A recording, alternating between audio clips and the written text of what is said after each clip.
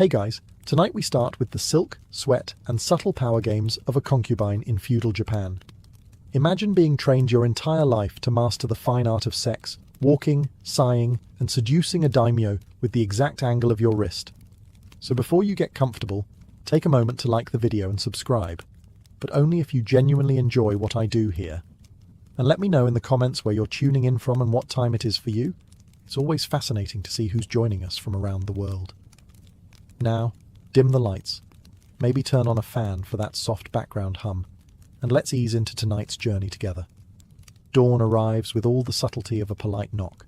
No roosters, no fanfare. Just the faint glow through rice paper doors and the soft shuffle of servants pretending they aren't judging your futon posture. You lie perfectly still, not because you're rested, but because any abrupt movement might undo your status as graceful and mysterious. In truth, your back hurts, your hair is flattened on one side, and you've had a dream involving eels you'd rather not analyze. But none of that matters now. This is the first scene of the day's performance. You are the star, and also the stage decoration. Your attendants enter in hushed tones, bowing so low you briefly consider stepping over them. A warm basin is set before you, as if to say, "Here is your dignity, now scrub behind your ears." They begin their work, cleansing, brushing, preparing you to look less like someone who just woke up and more like a porcelain enigma. Your face is washed gently, your hair brushed with reverence. Not because they love you, but because they've seen what happens to court women who show up with frizz. Meanwhile, you maintain the correct expression. Serene, detached, and only mildly annoyed. Still silent, because heaven forbid a concubine speak before being powdered. You glance at your reflection in a polished bronze mirror. You look like someone who has opinions, but is paid not to share them. Perfect. From beyond the sliding screen comes the muffled laughter of the daimyo, who apparently has energy this morning. That's either a promising sign or a warning. You make a mental note to avoid direct eye contact with his favorite concubine until after tea. You rise from the futon like a swan emerging from fog, assuming the swan has slightly numb legs and a tight obi, waiting in her near future. Your sleeves are laid out. The incense is lit. The illusion begins. And as you stretch your shoulders, just slightly, you whisper the universal mantra of women everywhere. Here we go again. Now that you're upright and pretending you didn't sleep on your neck wrong, it's time for makeup, or as it's known in the concubine industry, historical self-erasure with a side of toxins. Step 1. The white powder. Made from crushed rice and, in some cases, enough lead to qualify as a building material. Your attendant starts patting it onto your face like she's trying to cover up a crime scene. The goal? Eliminate all signs of life. If your skin tone resembles anything found in nature, you're doing it wrong. Next comes the neck and chest. Because heaven forbid the daimyo glimpses a patch of skin that doesn't look like it was painted on by a ghost. You sit still while they go to town with the puff, occasionally resisting the urge to sneeze and ruin your new identity. Then, the eyebrows. Yours? Irrelevant. They're painted over and redrawn several centimeters too high, creating a look that says, "I'm surprised by everything and emotionally unavailable." It's considered alluring, in theory. Now the lips. You'd think they'd be fully painted, but no, just a dainty little red blob in the middle. It's supposed to look demure. Instead, it looks like you kissed a plum and ran away. But you nod approvingly anyway, because this is how tradition works. If it feels strange and mildly unflattering, you're probably doing it right. And finally, the pièce de résistance, teeth blackening. Yes, really. A sticky iron paste is carefully brushed onto your teeth, making your smile look like it's been censored. Supposedly, this signals that you're off limits.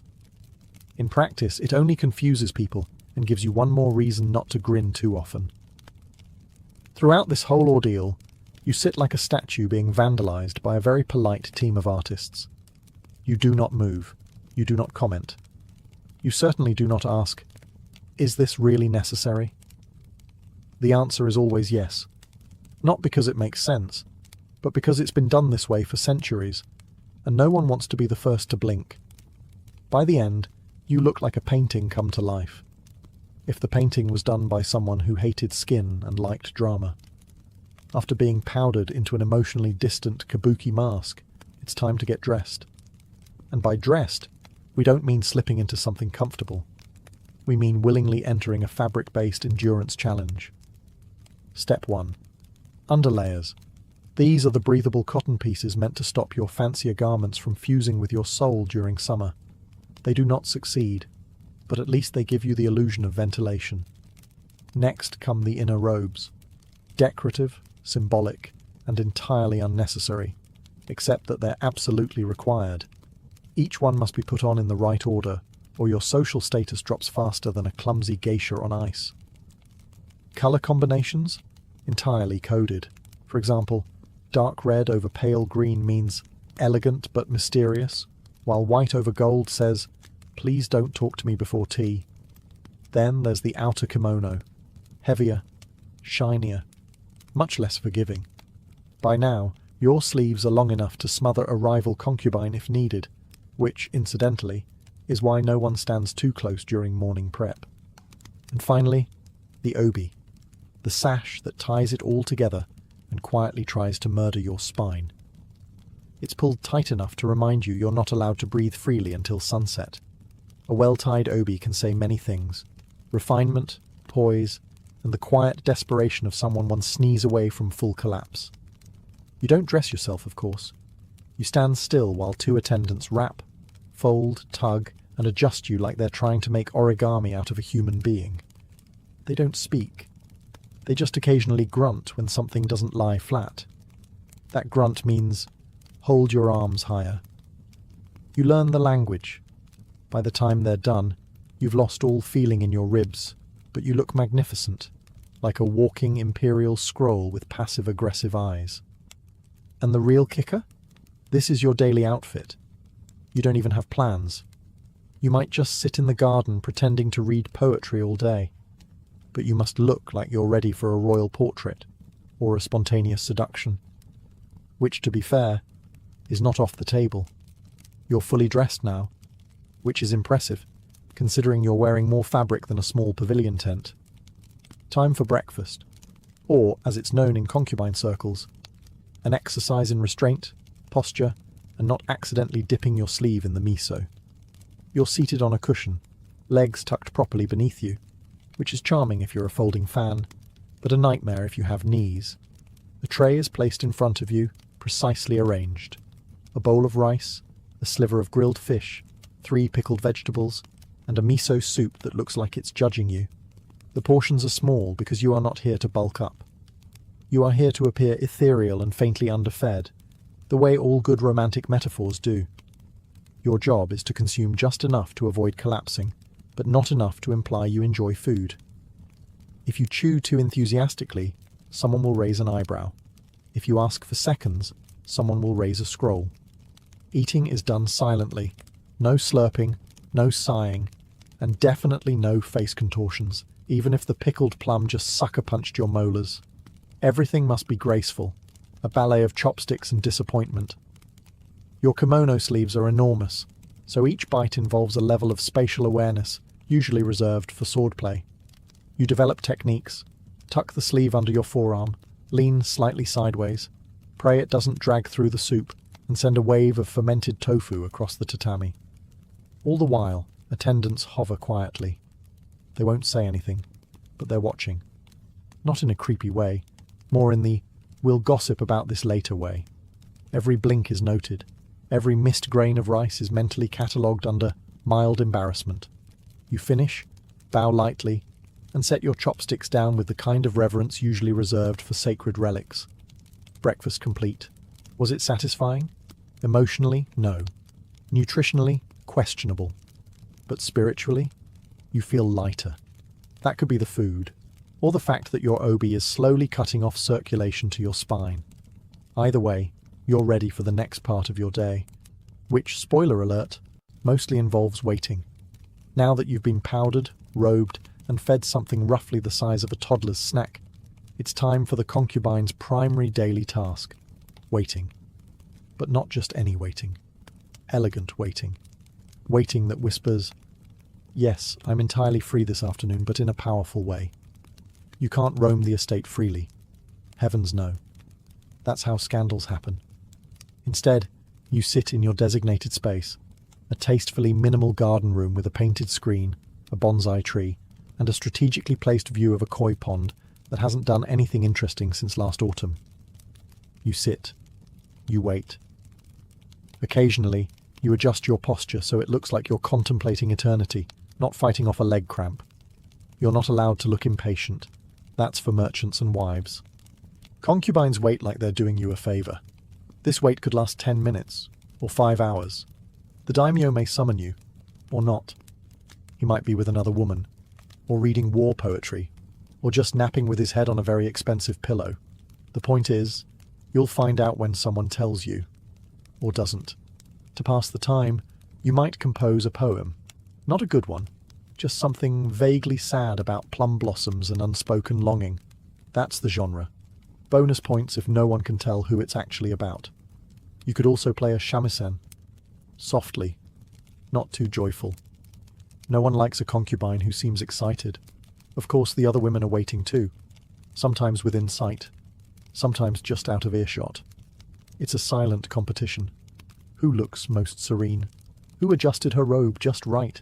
Who caught the eye of the messenger delivering tea to the daimyo's quarters? It's chess, played with glances, posture, and whether or not your obibow is tied fashionably off-center. And the trickiest part? Looking like you're not waiting at all. You must appear as though your entire sense of self-worth doesn't hang on the possibility of being summoned tonight, which of course it absolutely does. But you're a professional. You sigh, quietly, beautifully, and look off into the distance, preferably towards something poetic, like a falling leaf, or a koi that looks equally bored. If the morning was about preparation, the afternoon is about positioning. And we're not talking about yoga. This is courtly social strategy, dressed in floral silk and scented with plum blossom oil. By now, the other concubines are fully assembled.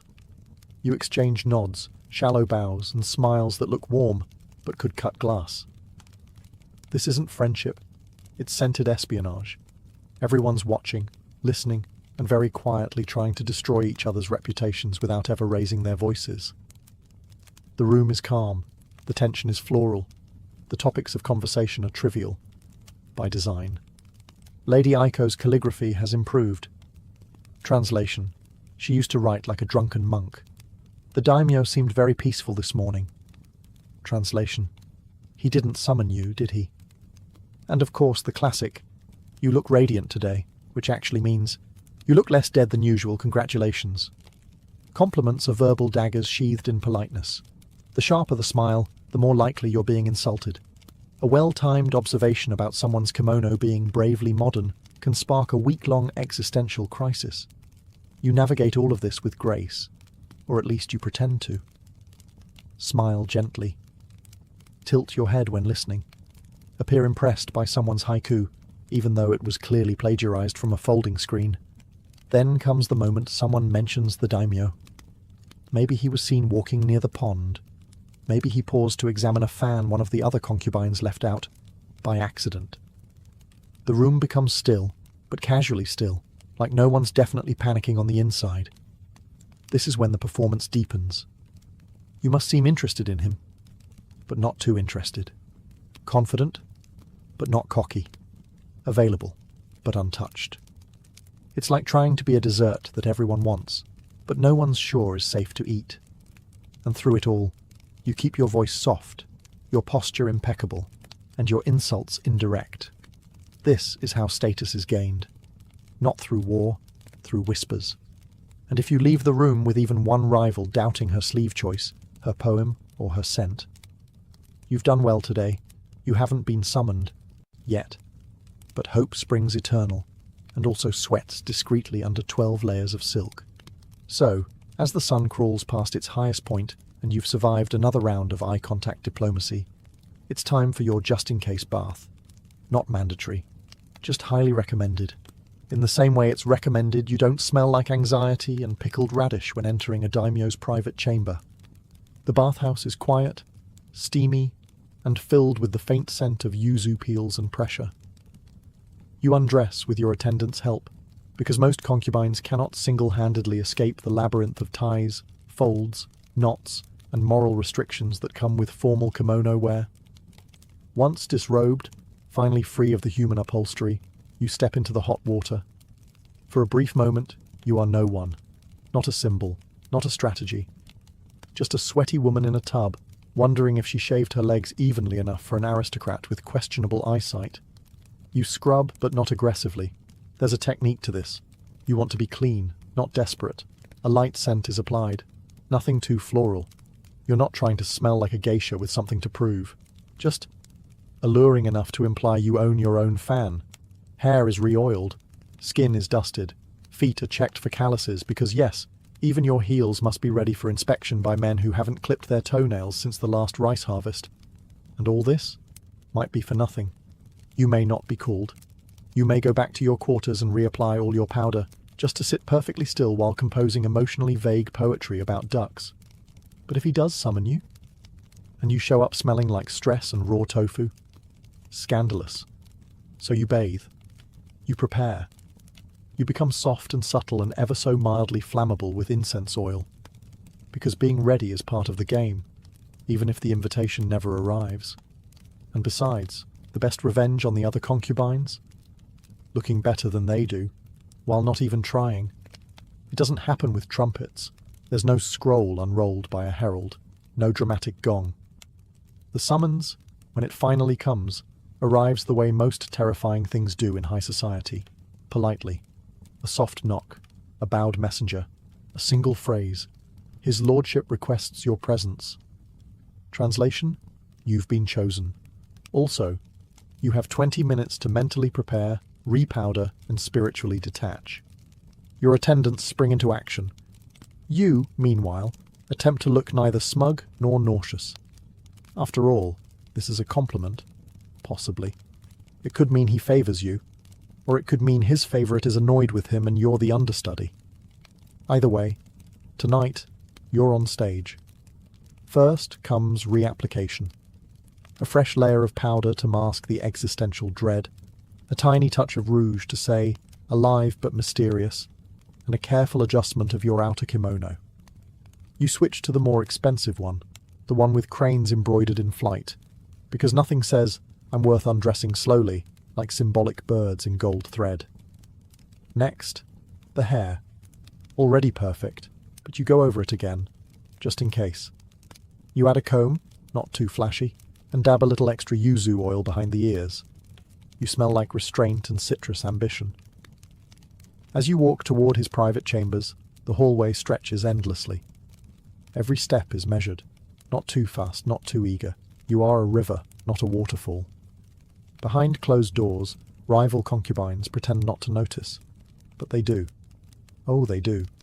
You reach the inner room. A screen is slid open. You bow. Deeply. Elegantly.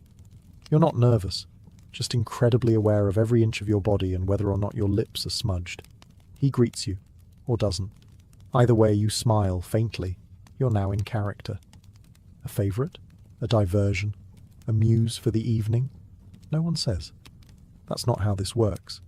You are here because you were chosen. And for the next few hours, you must be art, warmth, mystery, and convenience.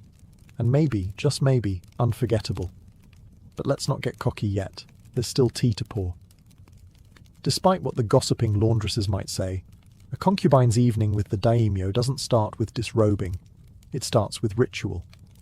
Specifically, a slow, fragrant descent into flirtation so formal it might be mistaken for a tea ceremony with unresolved tension. You sit. Not too close. Not yet. There's a lacquered table between you, a pot of sake warming silently, and enough eye contact to fuel an entire haiku anthology. He pours you a cup. That's the cue. You sip it slowly, like it's not just fermented rice, but a coded invitation to be charming. Compliments begin, both ways. His robe? Magnificent. Your hair? Exquisite. No one mentions that you both know exactly how this night ends, but it's part of the charm to pretend otherwise.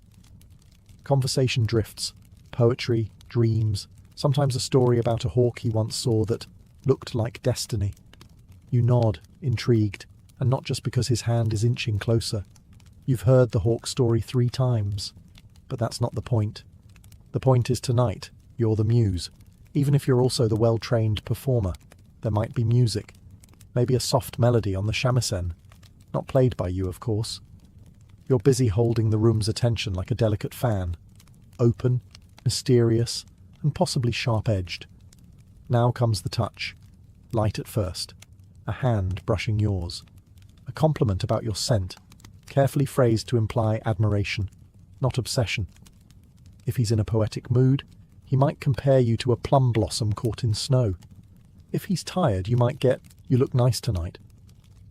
Either way, you smile and bow your head like he just recited love from Mount Fuji itself. Eventually the formality fades. The table is moved, the lights dim, the screen doors close, and you rise, slowly of course, to follow him into the adjoining chamber. This is not transactional. This is theatre. And your role? To be everything at once, desirable, graceful, compliant, and memorably alluring, without ever seeming like you were trying. No pressure. You just have to seduce a warlord using 3 centuries of etiquette and a strategically timed glance.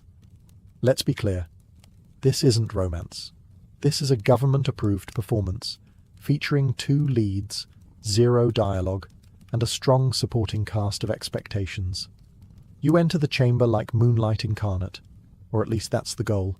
You kneel, bow, smile. You do not trip. That was last month. You've trained for this, literally. Months of lessons on posture, touch, breath control, and facial expressions that say, "Yes, I'm enjoying this," without ever crossing into anything as vulgar as honesty. The futon is simple. The bedding is clean. The air is scented with incense that promises serenity, though what it really offers is a faint tickle in your nostrils and the urgent need not to sneeze. He begins the ritual with touch. Soft at first, measured. He's testing the waters, or perhaps reminding himself which concubine you are. You respond accordingly, just enough to signal interest, never so much as to appear enthusiastic.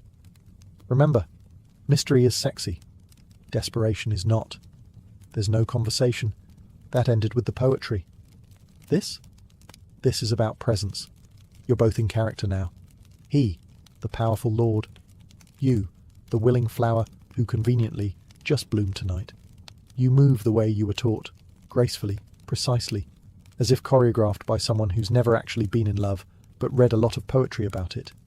You make all the right sounds at all the right times. Not too loud, not too silent. Just enough to let him know he's doing well. Even if you're mentally reorganizing your poetry scrolls. Eventually, it ends.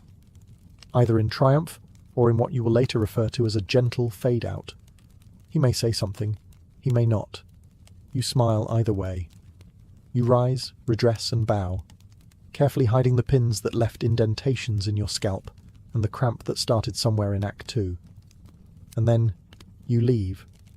You do not look back. You do not ask how it was. You do not ask if he remembers your name. Because this was not for connection. This was for position. And tonight, you had it. For now. He's asleep, sprawled out across the futon like a man who's just conquered a province and not, say, fallen asleep immediately after moderate effort. You lie beside him, eyes open, spine straight, mind racing. Not because you're overwhelmed with emotion, but because this part, the afterglow, is where the real mental gymnastics begin. Did you do well? Was your hair still in place? Did he like the part where you tilted your head just so? Should you have moaned a bit more, or was that one breath too loud? These are the questions you won't ask, but will obsessively review like a general analysing battlefield losses. You can't move yet?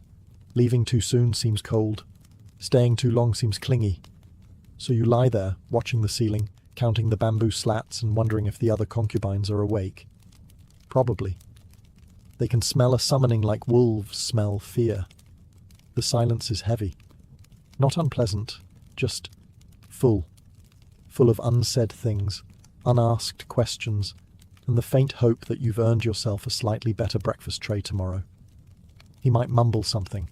a compliment, a name, hopefully yours. You nod in the dark, even if he's already snoring like a man who's never had to sleep with his dignity folded inside his obi. Eventually you rise. Quietly. The graceful post-coital exit is a delicate thing. You gather your robe, tie your sash, and straighten your hair just enough to look like a woman who glows from mystery, not sweat. There's no one in the corridor, but you walk like they're all watching. Because in this place they always are. Your footsteps are soft. Your face is neutral. Your heart, tucked away, locked up, behind your very best performance yet. You return to your quarters. Someone has already lit the lamp. The tea is warm. You drink it without tasting it. You sit down, alone. And only then do you exhale. You don't know if tonight meant anything.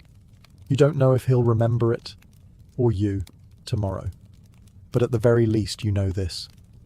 You were chosen. And in this world, that is currency. Even if it only lasts until sunrise. You wake up early, again. Not because you're refreshed, but because concubines don't get to sleep in. That's for wives, or men, or mythical creatures with no political rivals.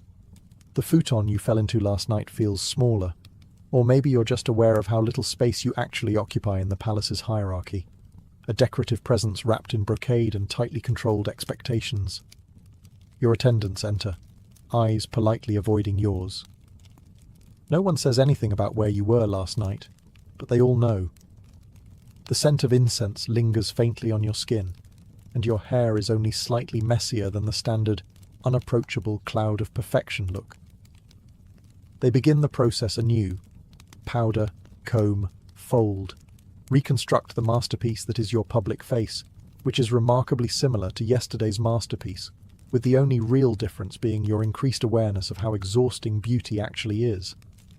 The silence between you and your attendants is companionable, if also tinged with quiet judgment. One might cough, ever so lightly. Another might casually mention that Lady Keiko received a rare silk comb this morning. You nod. The game is back on. There's no debrief. No recap. You don't tell anyone how the daimyo smelled faintly of plum wine, or how he said something vaguely poetic before falling asleep mid-sentence. You certainly don't mention that you're now second-guessing every moment of eye contact. That would be unseemly. Instead, you sit once again in your chamber, composed, refined, preparing for another day of passive warfare disguised as floral arrangement critiques and shamisen practice. You sip tea. You write half a poem. You stare at a crane outside the window and wonder what it feels like to fly away from all of this while wearing only one layer of clothing. By now, news will have travelled. Everyone knows you were summoned. Everyone is recalculating, including you. Because that's what being a concubine really means. Balancing emotion with calculation, intimacy with strategy, and desire with absolute silence. You smooth your sleeve. You breathe. Today, you are not the favourite, but you are still in the game. And in this palace, survival looks an awful lot like stillness in silk. You don't need ears to hear gossip in a palace. You just need functioning intuition and a decent understanding of passive-aggressive phrasing. Within an hour of sunrise, your name has floated through at least 3 courtyards, 2 tea rooms, and a suspiciously loud flower-arranging session. No one says it directly, of course. They say things like, "How radiant Lady so-and-so seems this morning," which means she's glowing because she got chosen, and we're all pretending not to notice. I wonder if his lordship prefers traditional poetry or livelier company these days. Translation. She probably recited something dumb and still got picked. Unbelievable. You hear these things in passing, snippets whispered behind fans or dropped into casual conversations like little poison seeds. It's impressive in a way, like watching trained assassins throw shade with floral metaphors. Your job? Stay quiet. Say nothing. Smile faintly, the way a cat does when it knows something you don't. Because engaging in gossip is risky, but being the target of gossip and reacting, fatal. So instead, you vanish a little. You take longer walks. You sit slightly further from the group. You practice your calligraphy with such focus that people begin to wonder if you're either deeply enlightened or quietly scheming. Either way, good, because in the concubine arena, invisibility is a superpower. The loud ones get noticed. The noticed ones get envied, and envy here is basically a decorative dagger in a silk sheath. You respond to barbed compliments with kindness so polite it's insulting. Oh, you think my robe is too elaborate? Thank you. It was a gift. Smile. Bow. Exit the scene.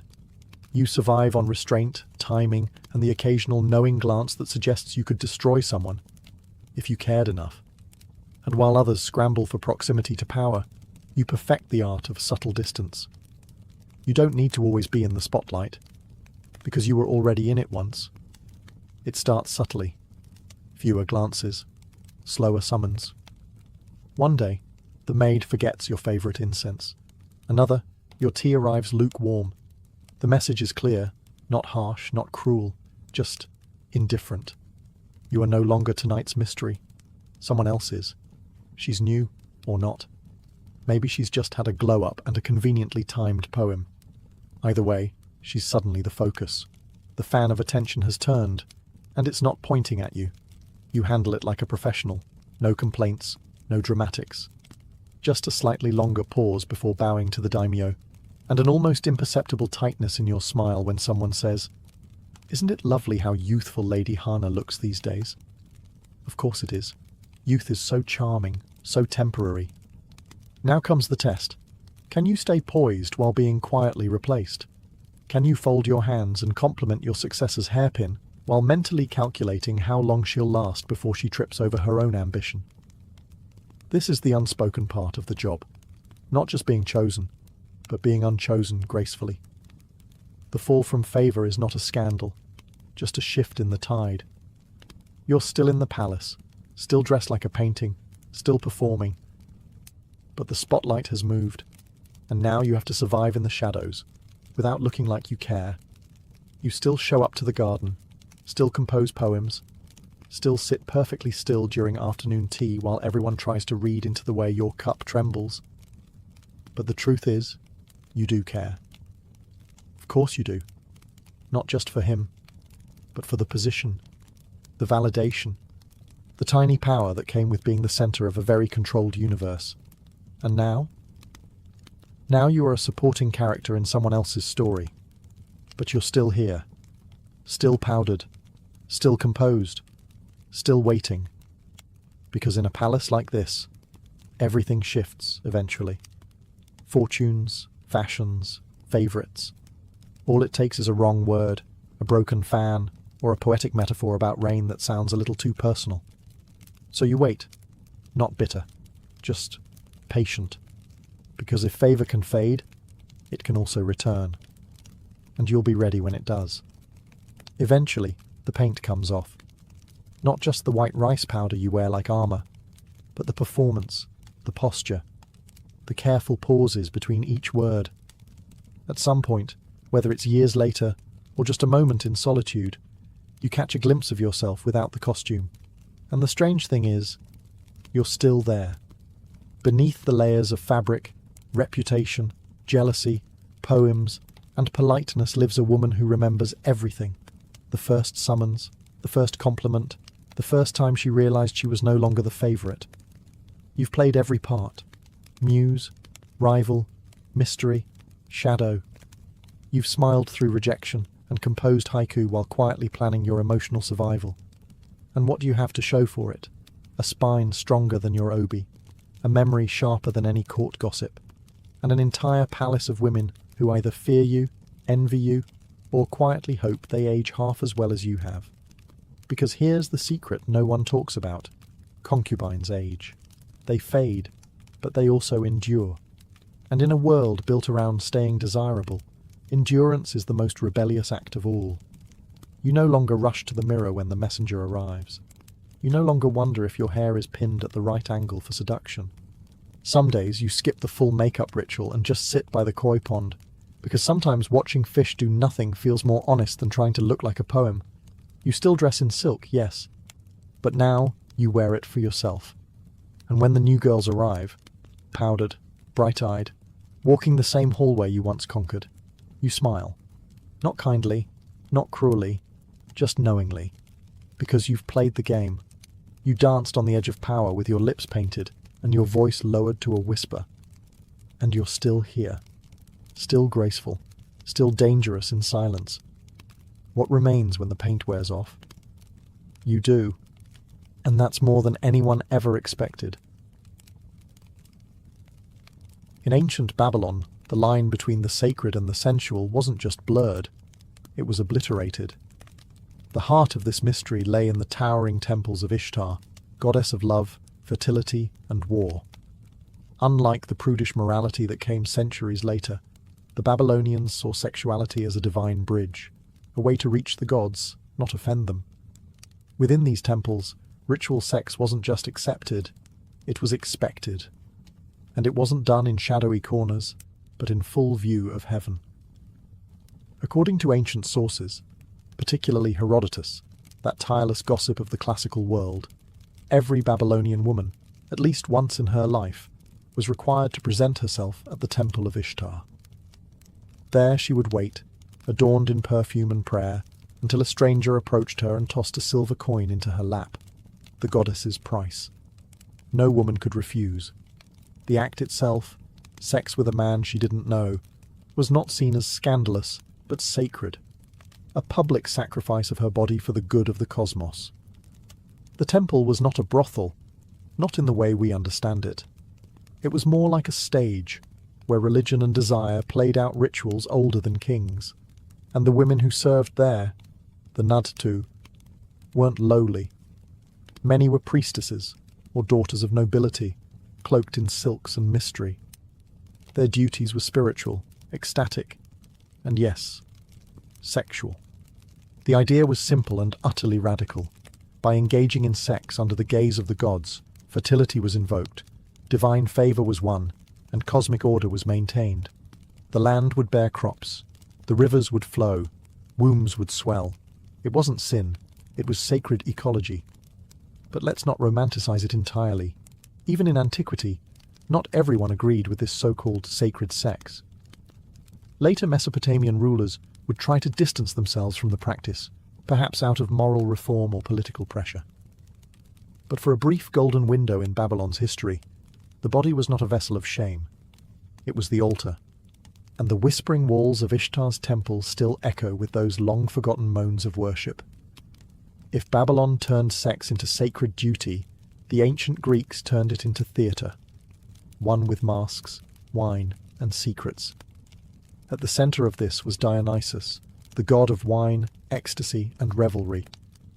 And nothing captured his spirit quite like the Dionysian mysteries, private initiation rites where participants sought to dissolve the boundaries between human and divine.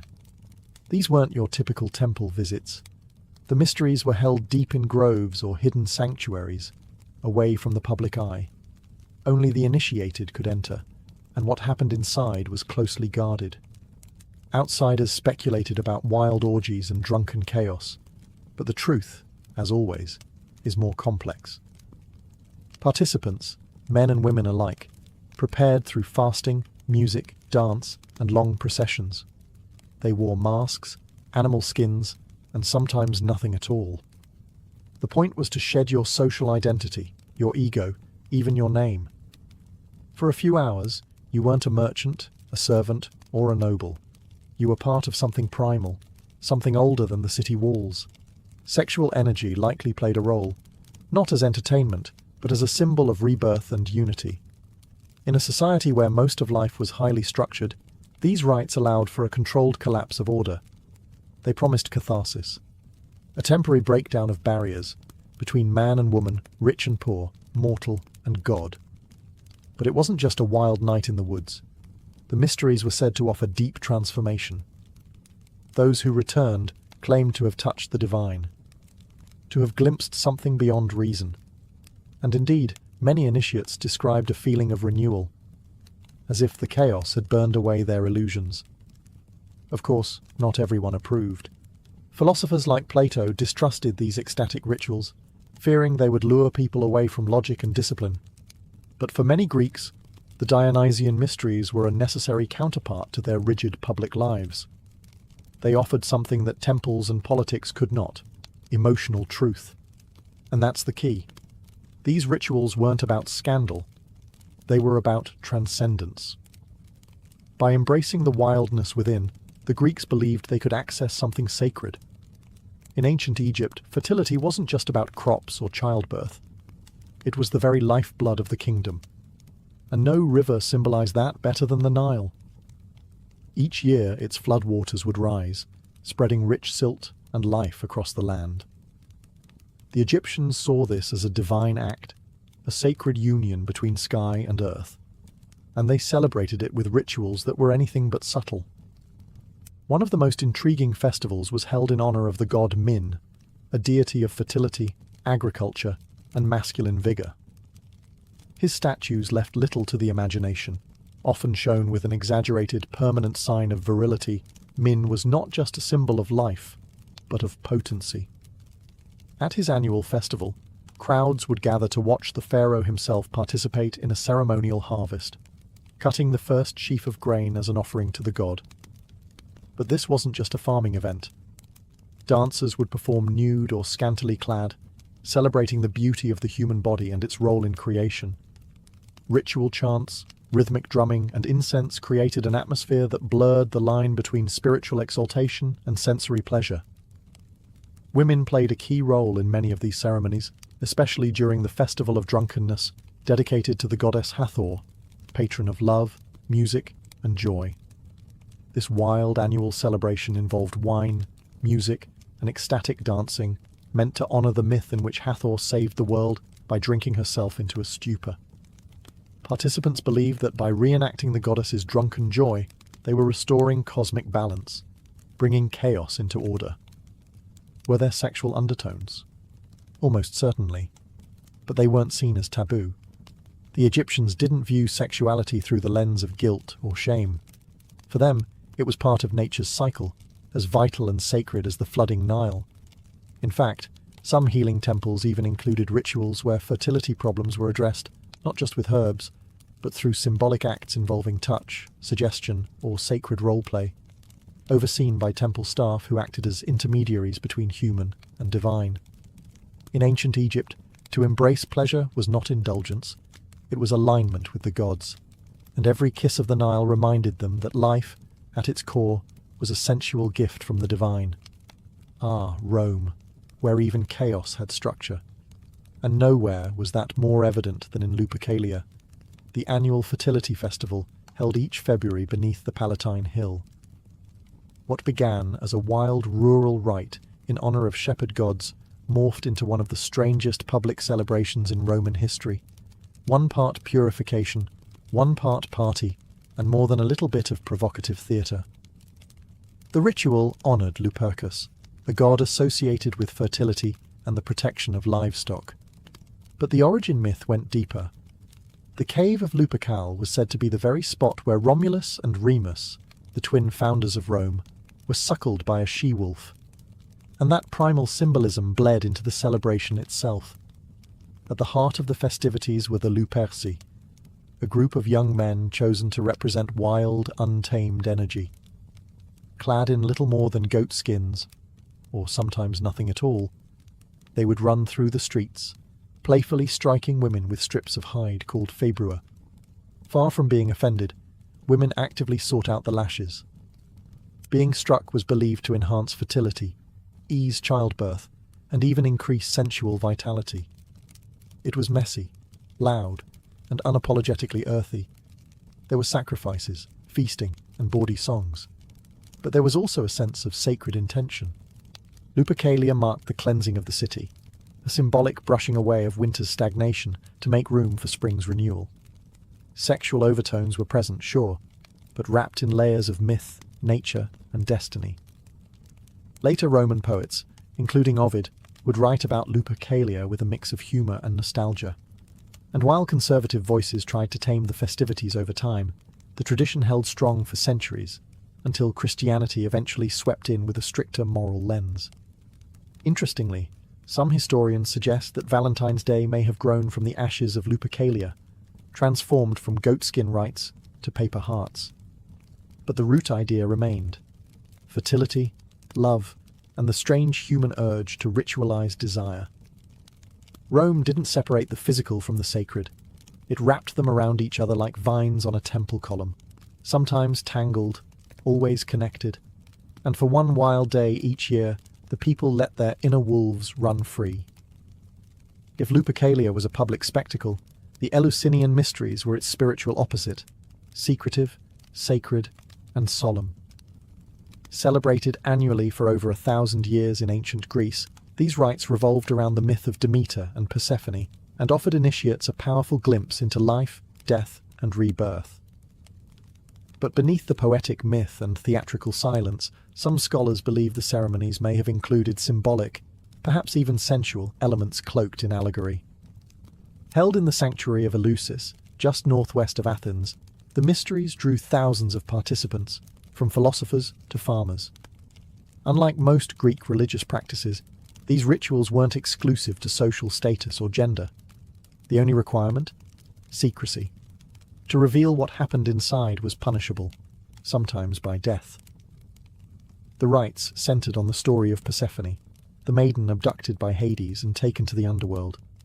Her mother, Demeter, goddess of agriculture, mourned so deeply that the earth itself withered. Their eventual reunion symbolized the return of life in spring and the hope of life after death. What does that have to do with sex? Potentially, everything. The myth itself is deeply symbolic. Abduction, descent, reunion, and fertility. Some scholars argue that the secret climax of the Eleusinian mysteries involved a dramatic reenactment, possibly including a ritualized union between actors playing Persephone and a divine male consort. Whether literal or purely symbolic, the experience was said to be overwhelming, emotionally, psychologically, and perhaps physically. Participants fasted, walked in torchlit processions, drank a mysterious potion called kykeon, and entered the telesterion, the inner chamber where the final rites occurred. Whatever they saw in that space left them forever changed. Many described it as a moment of enlightenment, an intimate encounter with divine truth. No one ever wrote down what happened. That's how deeply the vow of silence was respected. The Eleusinian mysteries weren't about pleasure for its own sake. They were about transformation, the possibility that sensuality and divinity might meet, not in opposition, but in union. In a world where death was a constant presence, Eleusis offered hope, that perhaps through darkness came light, through descent, return, and through sacred union, eternal renewal. While Western rites often wrapped sensuality in myth or secrecy, ancient India took a more direct and more spiritual approach. Enter Tantra, a complex, often misunderstood tradition that regarded sexual energy not as a sin, but as a sacred force, a divine spark that, if harnessed properly, could lead to enlightenment. Tantra is not a single religion or doctrine. It emerged across various schools of Hinduism and Buddhism, evolving over centuries. At its core, however, is the belief that the physical and spiritual worlds are not separate. To reach the divine, one doesn't escape the body, one fully inhabits it. Some tantric sects developed intricate rituals designed to transform everyday acts, eating, breathing, even intimacy, into paths toward liberation. Among the most famous and most controversial of these were the tantric sex rites, which involved carefully structured encounters between partners. These weren't about indulgence. They were sacred ceremonies performed with meditation, breath control, and chants. Every movement had symbolic meaning. Every moment was intentional. The male represented Shiva, stillness, consciousness. The female embodied Shakti, energy, creation. Their union mirrored the merging of opposites, the eternal dance between chaos and order, spirit and matter. The goal wasn't pleasure, but transcendence, a glimpse of divinity through the lens of desire. But let's clear up a common myth. Not all Tantra involved sexual rituals. In fact, most tantric practices were deeply ascetic. Chanting, visualizations, yoga, and intense focus were central. The sexual aspect, when present, was just one doorway among many, and often shrouded in layers of symbolism that made its meaning difficult to decode. That said, some texts like the Kama Sutra, often mistaken for a mere manual of positions, were rooted in the same worldview. Pleasure wasn't condemned. It was studied, refined, and placed within a larger spiritual system. In medieval temples such as Khajuraho and Konark, sculptures of intertwined lovers adorn the stone walls, not as decoration but as declaration. The path to the sacred runs through the senses. To ancient tantrics, desire was not a distraction, it was fuel. And when lit with wisdom and reverence, it could burn a path straight to the heart of the universe. Before Babylon, before Egypt's golden dynasties, there was Sumer, one of the world's first civilizations. And in its bustling temple complexes, particularly in the city of Uruk, the roots of sacred sexuality were already growing. At the heart of it all was the goddess Inanna, later known as Ishtar, and her enigmatic priestesses, women whose bodies were vessels for divine power. These women were not ordinary prostitutes. They were known as hierodules, sacred servants. Their sexuality was ritualized, honored, and seen as part of the cosmic order. In Sumerian texts and hymns, Inanna is described as a passionate, sensuous deity who celebrated love, fertility, and pleasure. Her temple ceremonies reflected this ethos, the merging of the spiritual and physical into a single, holistic form of worship. One of the most fascinating rituals believed to have taken place was the sacred marriage rite. Each year, during the New Year festival, the king of the land would symbolically marry the goddess through a high priestess. The ceremony involved music, offerings, poetry, and, according to many scholars, physical union. This wasn't seen as mere spectacle. It was the centerpiece of the city's renewal. By reenacting the goddess's divine union with her lover Dumuzi, the king was legitimized, the crops were blessed, and the cycle of life was renewed. Even outside this major event, sacred sexuality was part of the rhythm of temple life. The priestesses of Inanna were trained in music, dance, incantation, and the arts of love. For those who sought spiritual purification or divine favor, union with a hierodule was thought to bring healing, insight, or fertility. It was a rite, not a transaction. The role wasn't without complexity. Some of these women held powerful positions and lived within the protective walls of the temple, while others may have existed on its periphery, vulnerable to exploitation. Over time, the sacred faded, and later empires painted these practices in less favorable light, collapsing the divine into the profane. But in ancient Sumer, the body wasn't something to repress. It was a channel, through which the divine flowed like river water across fertile earth. And in the sacred chambers of Inanna, love was more than emotion. It was ritual. Far from the temples of the Near East and the mystic rituals of India, the ancient Celts celebrated fertility with fire, freedom, and forests. Their sacred festival was called Beltane, held on the eve of May, a liminal time between spring and summer, when the boundaries between the natural and supernatural blurred. It was a celebration of life, growth, and desire, and it was anything but modest. The Celts believed that the world pulsed with spiritual energy, spirits in trees, rivers, stones. And during Beltane, the energy of reproduction and rebirth reached its peak. Large bonfires were lit across hilltops, symbolizing purification and protection. People would dance around the flames, leap through the smoke for blessings, and even lead livestock between twin fires to guard them from illness in the coming season. But it was what happened after the firelight dimmed that gave Beltane its legendary reputation. Unmarried men and women would venture into the woods together for what was known as greenwood marriages. These were temporary unions, free from societal rules, and often consummated under the stars. It wasn't considered scandalous. Quite the opposite. These encounters were viewed as sacred acts aligned with the fertility of the earth. To join with a partner on Beltane night was to participate in the cosmic rhythms of nature, to mirror the union of the Earth Mother and the horned god, the divine masculine and feminine. Some accounts suggest that even married couples might briefly suspend their vows for the night, not out of infidelity, but out of reverence for tradition and renewal. Children conceived during Beltane were sometimes called children of the fire, believed to be blessed with strength and vitality. It was a festival where rules softened, desire was acknowledged, and life itself was celebrated in its rawest form. There were no temples. Nature was the altar, the forest the bedchamber, the flame the witness. With the arrival of Christianity, many of these practices were condemned or suppressed. But echoes of Beltane survive in modern May Day rituals, folk dances, and quiet whispers of the old ways. By the time Christianity spread across Europe and the Near East, the sacred sexuality of the ancient world faced a quiet extinction. What had once been ritual, performed in temples, forests, and festivals, was increasingly rebranded as sin. The body, once seen as a vessel of divine energy, was recast as a source of temptation. Pleasure became something to be resisted, not revered. But the shift didn't happen overnight. In its earliest days, Christianity wasn't yet the institutional power it would become. It grew in the margins, among mystics, ascetics, and radical thinkers.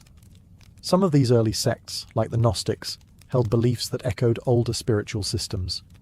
They saw the physical world, including sexuality, as a metaphor for higher truths. Some Gnostic texts even framed the union of male and female as a mirror of the divine unity between spiritual opposites, reminiscent of tantric ideas from India or the symbolic marriages of Sumer. One particularly mysterious sect, known as the Carpocratians, reportedly practiced spiritual rituals that included physical union, believing that true enlightenment required experiencing all things, including desire, without shame or fear. These fringe communities were quickly labelled heretical by the emerging church, their writings destroyed or buried. But hints remain, in dusty codices, gospels excluded from the Bible, and the quiet survival of old symbols repurposed for new dogma. As orthodoxy tightened its grip, rituals of sacred sexuality were driven underground. Temples were razed or converted. Festivals like Beltane were rebranded or forbidden. The sacred prostitute became a sinner. The sensual mystic became a heretic. But people, being people, remembered. In secret, in story, in symbol. Medieval mystics like Hildegard of Bingen wrote of divine ecstasy that sounded suspiciously physical. Visionaries described spiritual rapture using the language of union and passion. Even saints, in their moments of closest communion with God, often used metaphors that blurred the line between body and spirit. And so the sacred didn't vanish. It transformed. What began in the groves of Eleusis, in the chambers of Inanna, and in the forests of the Celts, never truly died. It went underground, into poetry, into dreams, into memory. Because while temples can be destroyed and rituals forbidden, the human longing to merge the physical with the divine, that's eternal. In the shadowed corridors of ancient Athens, where reason was supposed to triumph over vengeance, poison was handed down in a cup. In 399 BCE, the philosopher Socrates, one of the most influential minds in Western thought, was sentenced to death. Not by sword nor by exile, but by hemlock. It was a strange trial from the start. Socrates, a man who owned no property, wrote no books, and claimed to know nothing, was accused of corrupting the youth and introducing new gods. In truth, he had become a thorn in the side of the Athenian elite, questioning authority, mocking self-proclaimed wise men, and teaching his students to do the same. His very method, asking relentless questions, was seen not as education, but as sedition. The court offered him alternatives. He could suggest a lighter punishment, a fine, exile, anything. But Socrates, as stubborn in death as in life, refused to beg. Instead, he proposed something absurd, that he be rewarded for his service to Athens. The jury was not amused. The sentence, death by hemlock. Hemlock was no dramatic assassin's blade. It was clinical, efficient. A slow paralysis that began in the limbs and crept upward until it reached the heart. No blood, no screams, just silence. On the final day, surrounded by friends and students, Socrates was cheerful. He bathed, said goodbye to his children, and took the poison with calm resignation. As the cold numbness reached his legs, he continued to speak about the immortality of the soul, discussing death not as an end, but as a transition. His followers wept. Socrates did not. He died with his mind intact, a final lesson in control, conviction, and principle. He could have escaped. His supporters had arranged it. But he chose to obey the law, even the unjust one, believing that undermining the city's order would do more harm than his death. And so Athens rid itself of its greatest critic, not with chains or torture, but with a cup of tea brewed from a lethal root. In killing Socrates, they didn't silence him. They made him immortal. Hemlock didn't stop his voice. It amplified it through time. When you think of Cleopatra, you likely picture the seductress queen, draped in silk, whispering Latin to Julius Caesar and Greek to Mark Antony. But beyond the politics and poetry, Cleopatra was also a student of science, particularly toxicology. She wasn't just beautiful. She was dangerous in ways few suspected. As ruler of Egypt, Cleopatra had access to one of the greatest libraries of the ancient world, and within those scrolls were secrets not just of the stars and gods, but of poisons, venoms, and their effects on the body and mind. She reportedly maintained a personal laboratory, and even conducted experiments on prisoners, testing various concoctions to observe which toxins killed quickly, which caused agony, and which left no trace. She wasn't cruel for the sake of cruelty. In her world, poison was politics. It was preparation. Cleopatra didn't trust blades or battles to do the job when a drop of venom could be faster, quieter, and more precise. Assassination by poison was the scalpel in the toolkit of rulers, and Cleopatra was a surgeon. She studied nightshade, strychnine, hemlock, and aconite. She experimented with mixtures of snake venom and herbs. Some poisons caused hallucinations. Others mimicked illness. Some killed within moments. Others took hours, allowing time for confessions or blame to be redirected.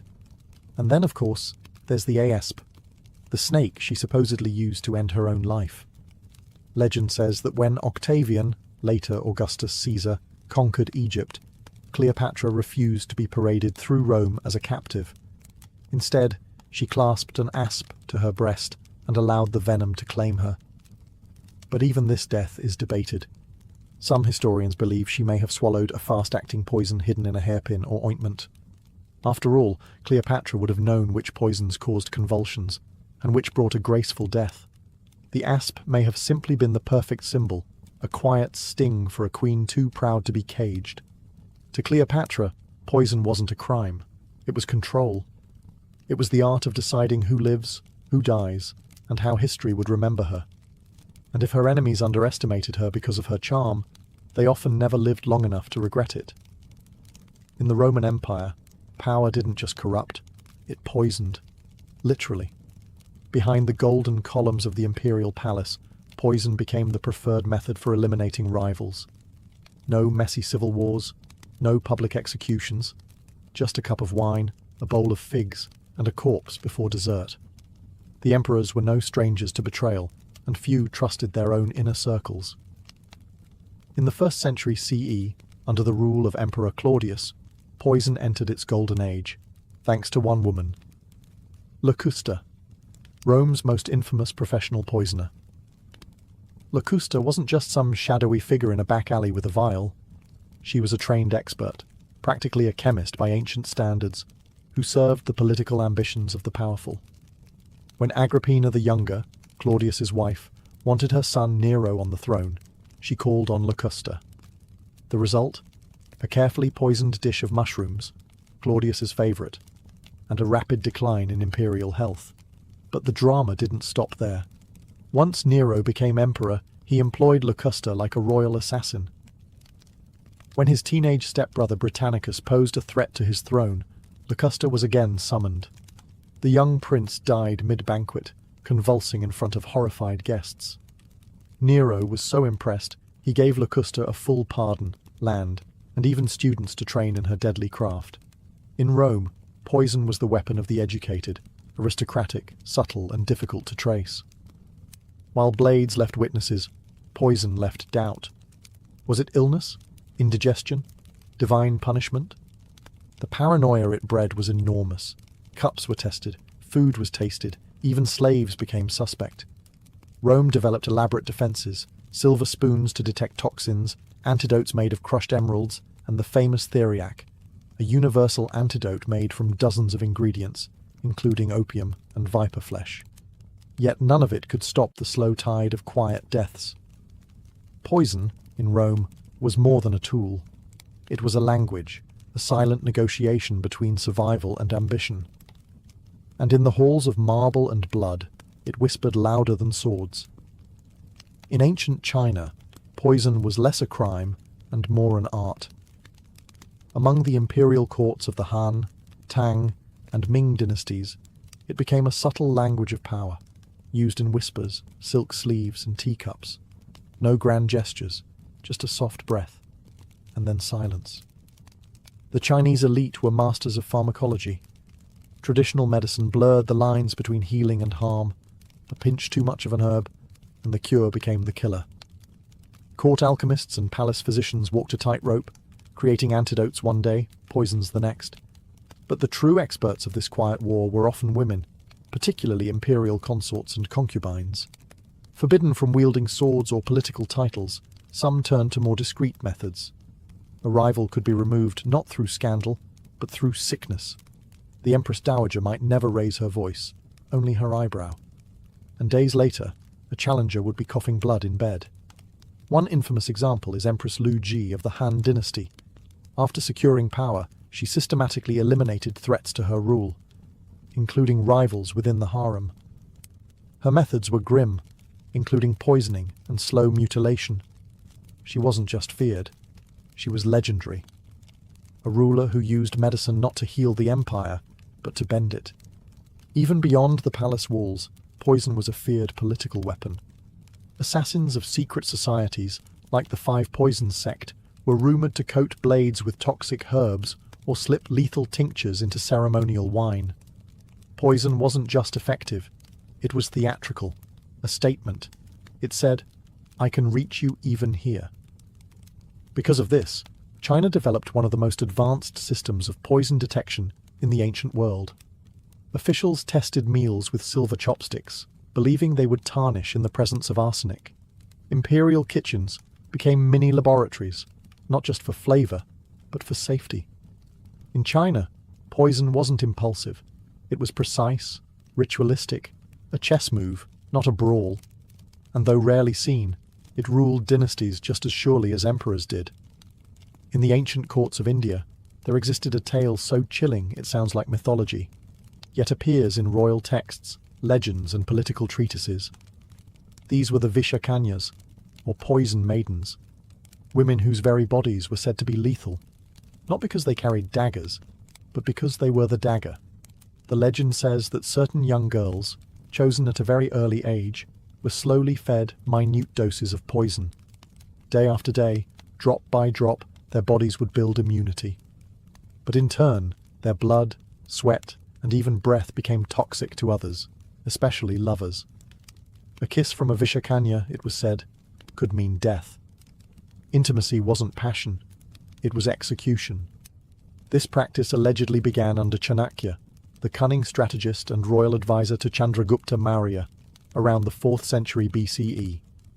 Chanakya was a firm believer in espionage and psychological warfare.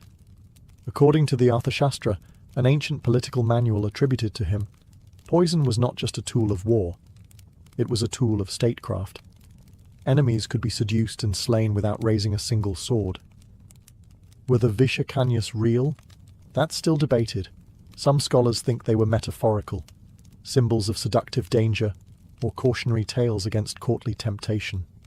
Others argue there may have been real attempts to create such assassins through gradual poisoning, a practice known in Ayurveda and ancient medicine as Vishakrama. Even if they were legend, the fear they invoked was real. Foreign dignitaries were warned, meals were tested, and any beautiful stranger arriving at court might be seen not as a gift, but a threat in silk. Poison in India wasn't always hidden in goblets. Sometimes it wore jewellery, smiled sweetly, and danced in royal courts. And this idea, that beauty could kill, fed centuries of intrigue, suspicion, and countermeasures. What made the Vishakanya myth so terrifying wasn't just the poison, it was the intimacy of the danger. Death didn't ride into battle. It leaned in close and whispered. If ever a king saw threats in every shadow, it was Herod the Great, ruler of Judea under Roman authority in the 1st century BCE. A man of grand architecture, brutal politics, and deep insecurities, Herod didn't trust swords alone to keep him on the throne. In his court, poison was paranoia made liquid. Herod's reign was infamous for its violence, but not all of his executions were public spectacles. Some were private, very private. As his power grew, so did his fear of rivals, of Roman suspicion, and most tragically, of his own family. His wife Mariamne, a Hasmonean princess of noble blood, was once the love of his life. But Herod became convinced, wrongly, that she plotted against him. She was executed. So were her mother, her grandfather, and eventually, his own sons. According to Josephus, the ancient Jewish historian, Herod had Mariamne's sons poisoned in secret, under the guise of Roman justice. They were popular, legitimate heirs with royal Jewish blood, and that made them dangerous. Herod couldn't allow any future coup to have a noble figurehead. The poisonings didn't stop there. Herod used informants, interrogators, and yes, poisons, to quietly eliminate anyone who even appeared disloyal. Ministers, servants, relatives. Some were drugged to induce confessions. Others were simply removed with no explanation, their illnesses blamed on divine wrath or bad air. Poison allowed Herod to rule with surgical cruelty. It didn't stir public unrest like crucifixions or beheadings. It was clean, it was discreet, and it sent a message. No one was untouchable, not even those who shared his bloodline. Herod's obsession with poison extended beyond assassination.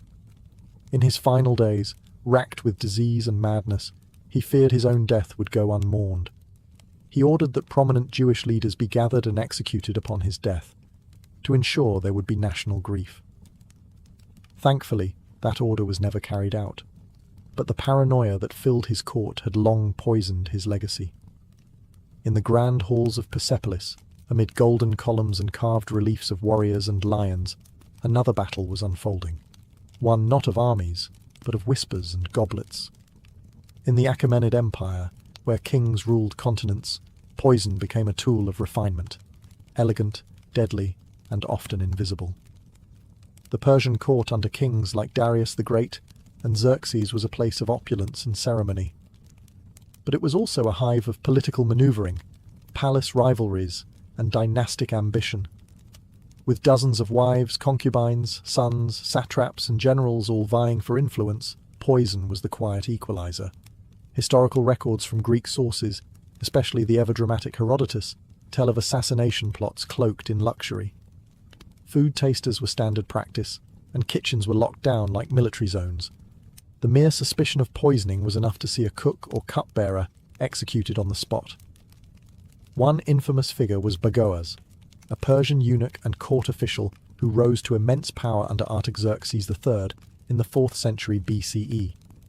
According to accounts, Bagoas poisoned not just his enemies, but the king himself, and then installed a puppet monarch, only to poison him too when he proved difficult.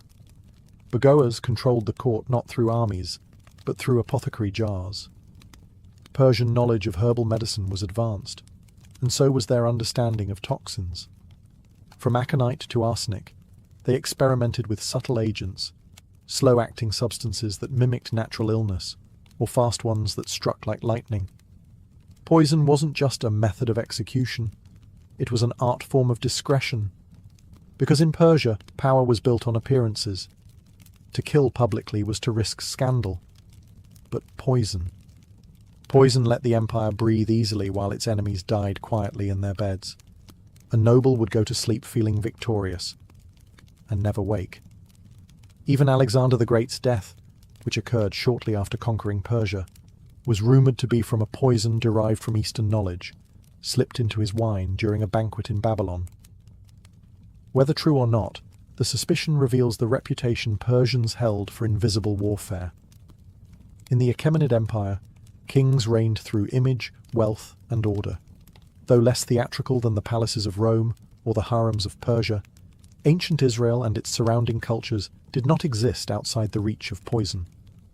In fact, the Bible contains several curious references to deadly herbs, tainted drinks, and divine tests involving toxic brews, suggesting that poison was known, feared, and sometimes used as proof of guilt or innocence.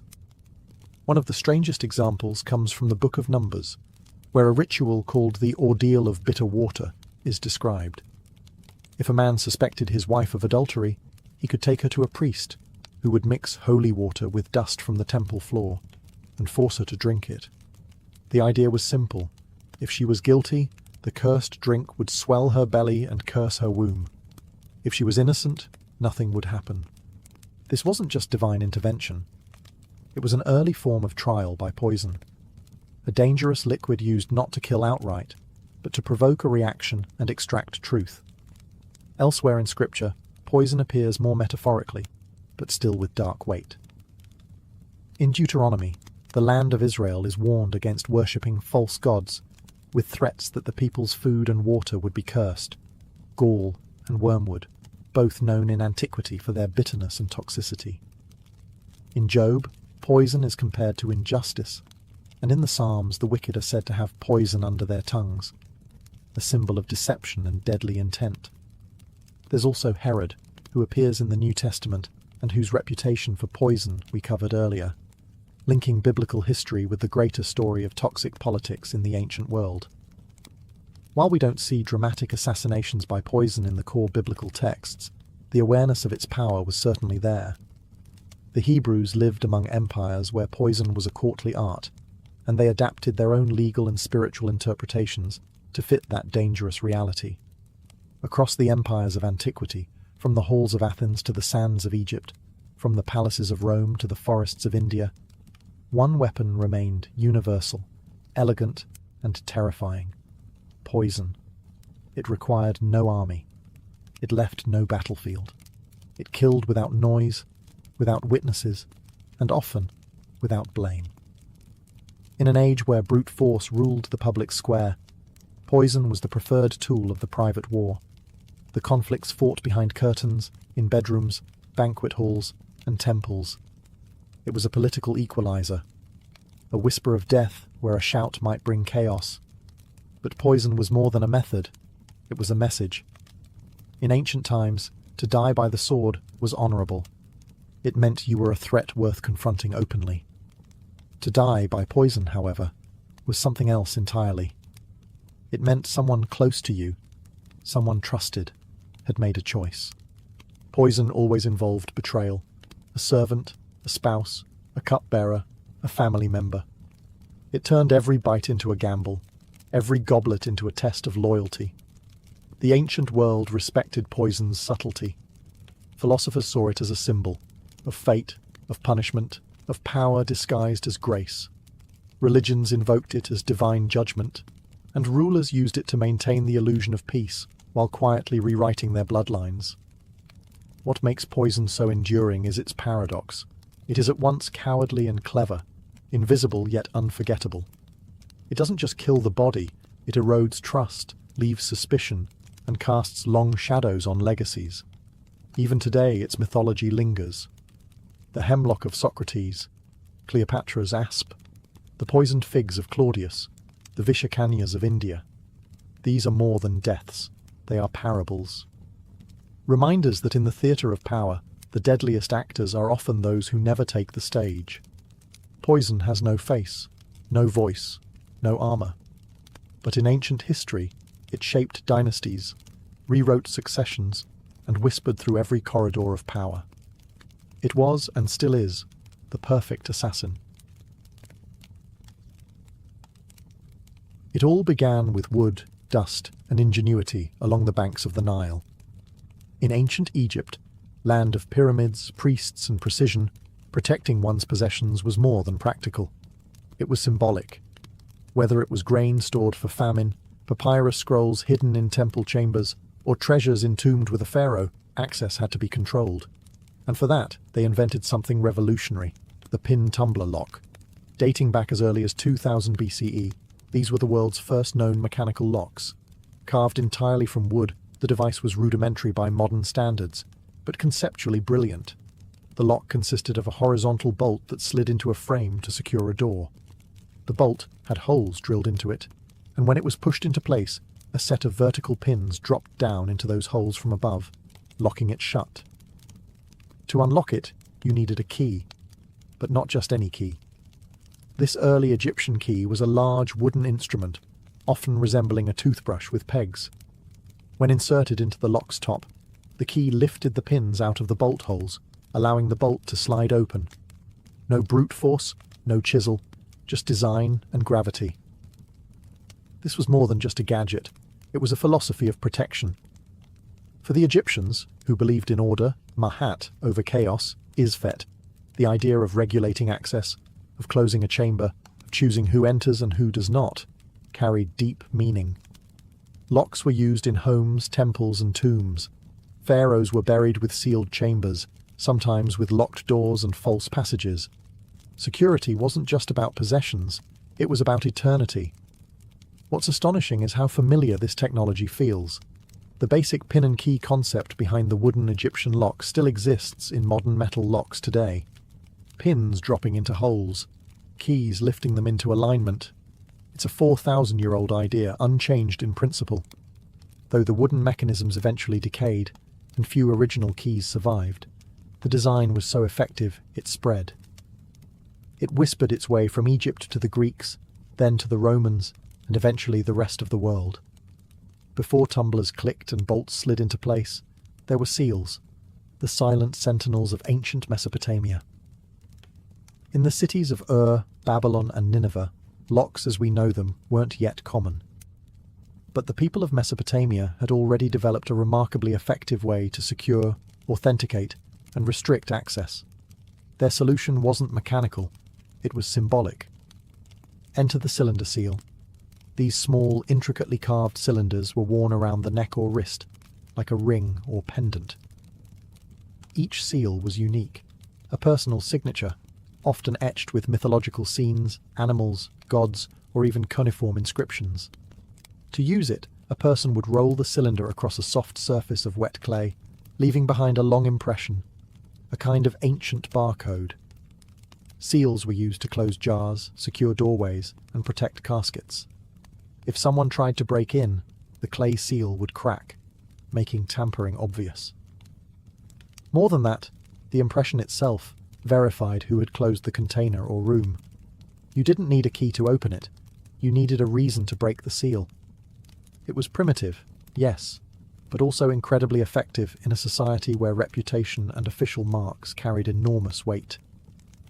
In temples, priests sealed sacred storerooms with their personal sigils. Merchants sealed contracts. Even kings used seals to lock away correspondence. Entire economies operated under the authority of this little carved token. Security, in Mesopotamia, wasn't about denial of access through force, but about proof of legitimacy. If the seal was intact, the contents were safe. If it was broken, something was wrong. The seal system also introduced another radical concept: identity as security. The seal wasn't just a tool. It was a mark of trust, authority, and often legal power. Lose your seal, and you didn't just misplace a tool. You lost your name. It's no exaggeration to say that these cylinder seals were the earliest form of two-factor authentication. Not a password, not a PIN, but a physical artifact that said, "This is mine, and only I have the right to open it."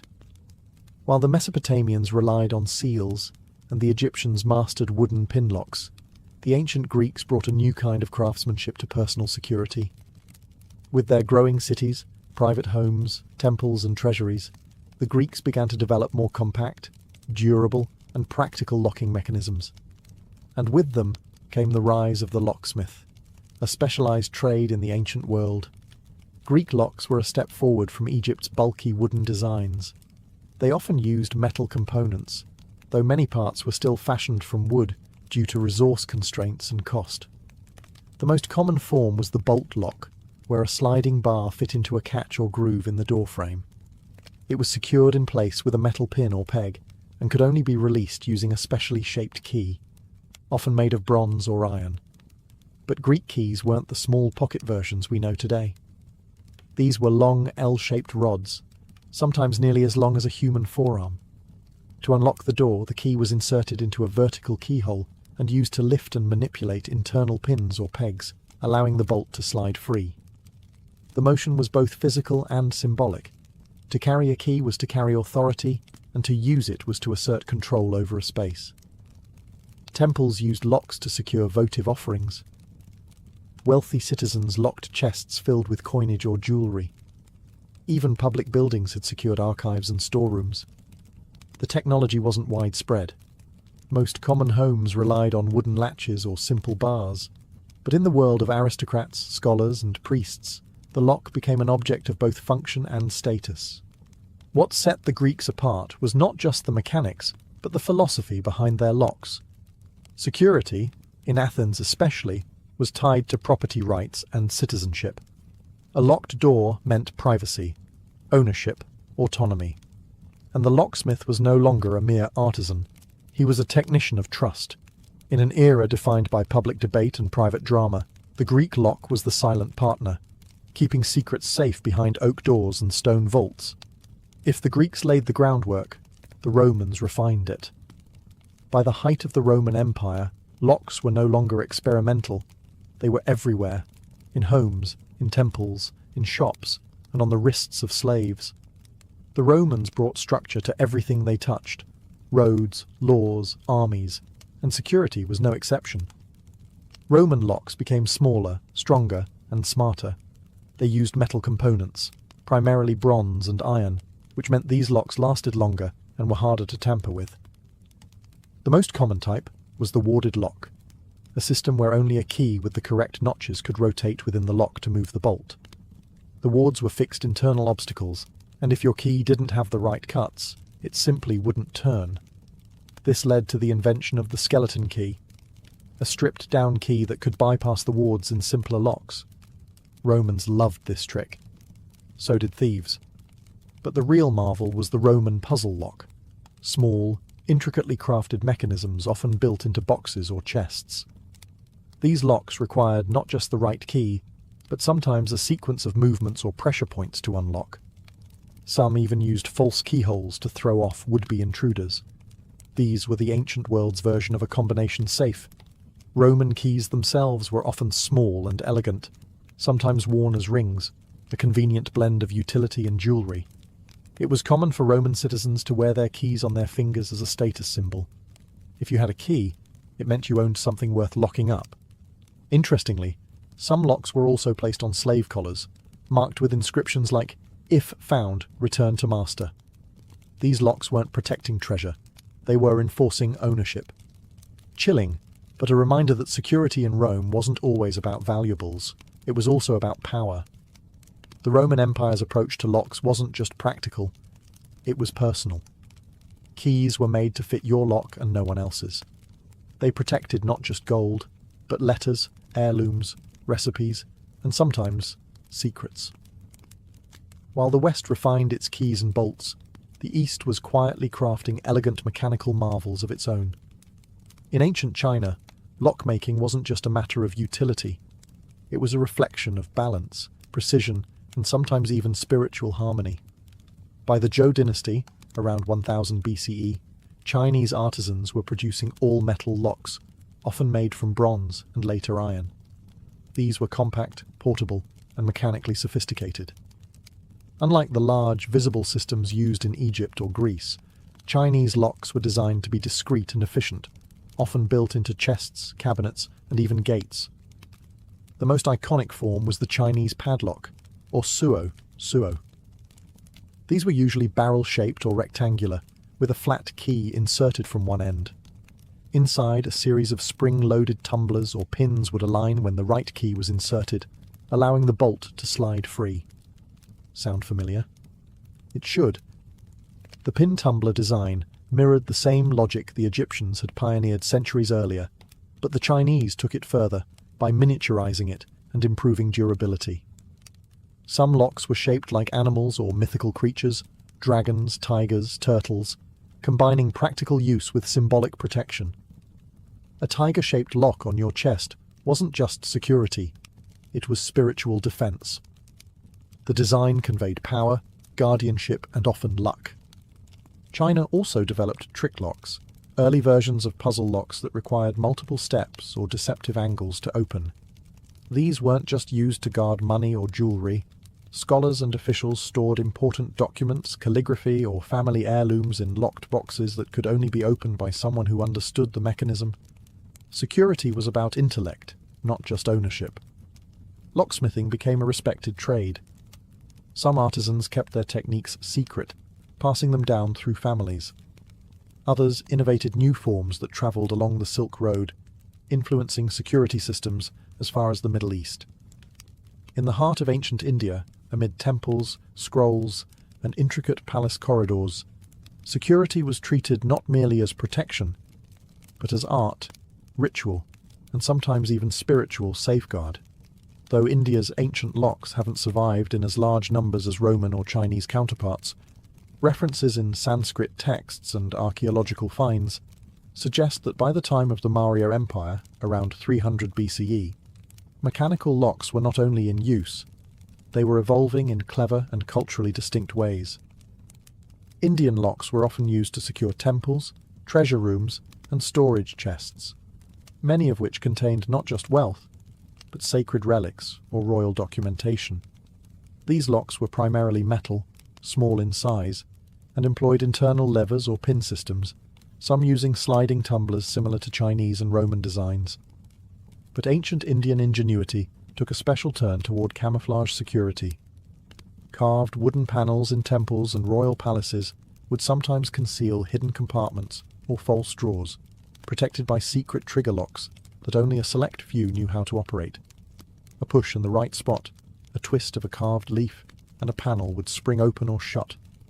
Some of these mechanisms still baffle modern restorers, built with such precision and mystery that they border on architectural riddles. Sanskrit texts like the Arthashastra, a political and economic treatise from the Maurya era, detail the importance of guarding information, treasure, and royal property using secret rooms, double doors, and disguised locks. These weren't just mechanical, they were psychological. The idea was not only to keep intruders out, but to prevent them from even realizing something needed protecting. Locks in India were also deeply symbolic. A temple gate might be locked not just for security, but as part of a ritual cycle, opened only on auspicious days. Certain lock designs incorporated lotus flowers, serpents, or sacred geometry, acting as both deterrent and blessing. In Indian philosophy, protection wasn't always about confrontation. It was about redirection, illusion, and wisdom. In the misty forests and icy fjords of ancient northern Europe, locks weren't simply tools of convenience. They were statements of territory, symbols of ownership, and at times, charms against the unknown. Among the Celts, whose societies flourished across Iron Age Britain and Gaul, security was more practical than ornamental. Their homes and granaries often relied on heavy wooden bars, iron door rings, and sliding bolts. Yet archaeological digs at Celtic sites have unearthed padlocks and keys, often simple in design, but made with surprising precision.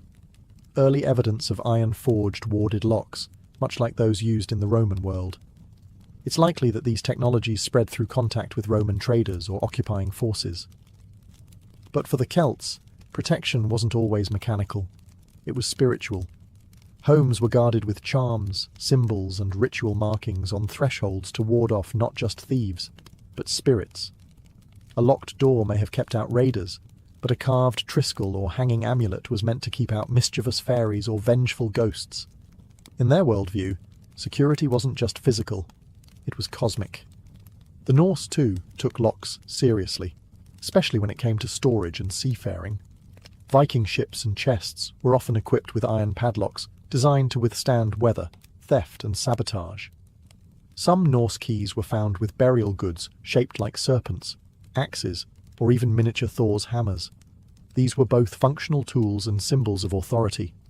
To carry a key was to own, command, and protect.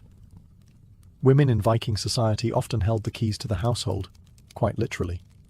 Archaeological finds show women buried with elaborate key rings and belt-hung lockpicks. In a way, the key wasn't just about entry. It was status, trust, and identity. Interestingly, Norse mythology itself touches on locking and unlocking. The gods used runes to seal doors, and certain spells were designed to bind or unbind fate, echoing the symbolic power of locks beyond the physical world. So while the North may not have had the ornate puzzle locks of Rome or the philosophical elegance of China, their locks told their own story, one forged in iron, tradition, and superstition. As the Western Roman Empire crumbled, the Byzantine Empire rose in the east, carrying forward Roman engineering and its love for locks. But Byzantium didn't just preserve ancient designs. It refined them, combining Roman mechanics with Eastern elegance, while passing on security technology into the Islamic Golden Age. Byzantine locks were often miniature masterpieces. Their padlocks, shaped like animals, crosses, or abstract patterns, were made from bronze or iron and used advanced ward systems that required precisely cut keys. Many Byzantine locks incorporated rotating bolts, spring-loaded mechanisms, and false keyholes, laying the groundwork for modern puzzle locks. The tradition of wearing keys as badges of status continued. Bishops and abbots often carried ceremonial keys to churches and archives, emphasizing access as sacred privilege. But it was in the Islamic caliphates, especially during the Abbasid era, that the science of security blossomed into both art and innovation. Building on knowledge from Persia, India, Greece, and Rome, Islamic craftsmen elevated lockmaking to a highly respected trade. The Abbasids, ruling from Baghdad, developed extremely sophisticated lock systems, some with 4 or 5 internal levers, intricate tumblers, and even early combination mechanisms. Their padlocks were both beautiful and cunning. Brass locks shaped like lions, fish, or birds were not only functional, they were statements. Arabic inscriptions often adorned the sides, praising Allah or stating the owner's name, fusing faith, identity, and security. Islamic scholars also wrote treatises on mechanical devices. Al-Jazari, the 12th century Muslim inventor, famously documented dozens of mechanisms, including water clocks and automatic locks, some of which involved complex gears and hidden triggers. He is often regarded as one of the earliest mechanical engineers in history, and many of his principles still inform lockmaking today. Meanwhile, Islamic markets and palaces relied on these evolving locks to secure everything from treasure chests and religious relics to library doors and merchant stalls. In a time when science and theology walked hand in hand, a well-made lock wasn't just protection. It was a reflection of divine order and human mastery. By the end of antiquity, locks had evolved far beyond bolts and bars. They had become symbols of civilization itself, tools that reflected a society's values, fears, and ambitions. Whether forged in iron, carved in wood, or hidden behind sacred geometry, ancient locks weren't just about keeping things out. They were about deciding who got to come in. From the wooden pin tumblers of Egypt to the mechanical puzzles of Byzantium, every culture added a layer to the story. Each key held power, not just practical, but psychological. To possess a key was to hold authority, access, and often secrecy. Locks told you who ruled the house, who controlled the grain, who had the right to touch the scroll, open the shrine, or enter the tomb. And as technology advanced, so did the theatrics of protection. False keyholes, hidden compartments, locks shaped like lions or wrapped in inscriptions. These weren't just defenses, they were messages. They said, "I am valuable. I am protected. I know something you don't." Even more fascinating is how locks were shaped by, and in turn shaped, human behavior. In cultures that valued hierarchy, locks reinforced boundaries. In societies with fluid trade and diverse populations, they protected marketplaces, homes, and temples from mistrust and theft. In religious systems, they safeguarded the sacred, not just from humans, but from the impure, the unworthy, the uninitiated. And then there's the paradox. The more advanced locks became, the more lockpickers followed. Just as every civilization developed better security, others learned how to bypass it. The cat and mouse game we know today? It started thousands of years ago, in a Mesopotamian grain vault, or a Roman merchant's chest. Ultimately, ancient locks offer more than a glimpse into engineering. They give us insight into the human condition. Our desire for safety, our tendency towards suspicion, our need to draw lines between public and private, and our relentless drive to protect what we value. Because even in the ancient world, a locked door wasn't just a barrier. It was a declaration, a quiet, enduring whisper that said, "This matters, this is mine, and only I may open it."